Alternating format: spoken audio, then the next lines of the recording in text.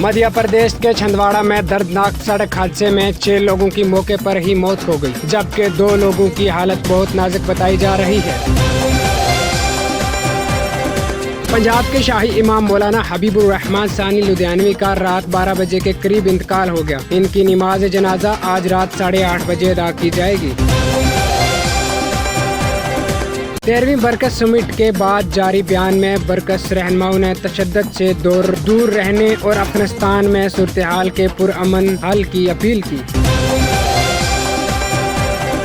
गुज़श्ता 24 घंटों के दौरान भारत में कोरोना के 34,973 नए केसेस की तस्दीक हुई है। 260 अमवात भी हुई हैं, जिसके बाद अमवात की मजमू तादाद 4,42,009 तक पहुँच गई है। बीबी रानी मौर्य के इस्तीफा के बाद लेफ्टिनेंट जनरल गुरमीत सिंह सबकदोश को जुमेरात को उत्तराखंड का नया गवर्नर बनाया गया है।